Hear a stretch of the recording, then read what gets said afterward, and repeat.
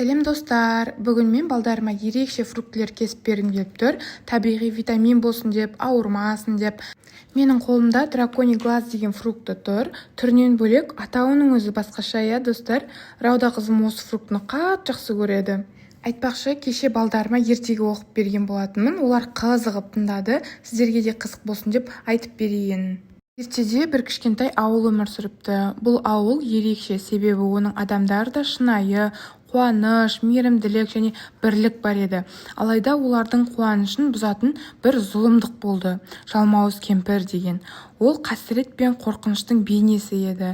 Жалмауыз кемпірдің айлы амалдары мен сиқырлары халық арасында аңызға айналған. Бір күні ауылдың батыр баласы Хамза жалмауыз кемпірдің зұлымдықтарына қарсы тұруға шешім қабылдайды. Хамзаның жүрегі мейірім мен батылдыққа толы еді. Ал арманында ауылына бақытты, жарқын өмір сыйлау. Алайда Хамза жалмауыз кемпірмен жалғыз өзі күресуге қорықты.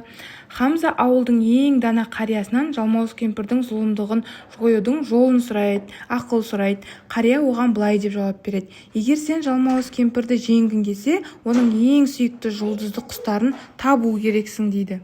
Ол құстар оның барлық күшінің көзі еді. Хамза ол жұлдызды құстарды іздеуге шықты. Хамза ұзақ жол жүріп, күн батып, жұлдыздар аспанға көтерілгенде, кенет оның алдына бір алтын құс шығады.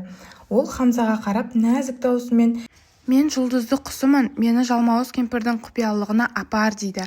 Хамза алтын құспен бірге жалмауыз кемпірдің үйіне жетеді. Олар терезеден қарап кемпірдің құстарын байқайды. Олар жұлдыздарды жарқырап әдемі ән салып отырады. Хамза алтын құсымен бірігіп, жұлдызды құстарды босатуға шешім қабылдайды. Ол терезе арқылы кіріп, құстарды босатып, аспанға ұшырып жібереді. Жұлдызды құстар аспанға көтеріліп, жарқырап жалмауыз кемпірдің зұлымдықтарын жояды. Кемпірдің күші әлсіреп, ол Хамзаға қарап: не істеп жатырсың, менің құстарым, деп айқайлайды. Хамза: мен сені тоқтату үшін келдім. Жалмауыз кемпір біздің ауылымыздың бақытын қайтару үшін, дейді. Хамзаның батылдығы мен құстардың күші зұлымдықты жеңеді. Жалмауыз кемпірдің зұлымдығы жойылып, ауылға қайта бақыт пен қуаныш келеді.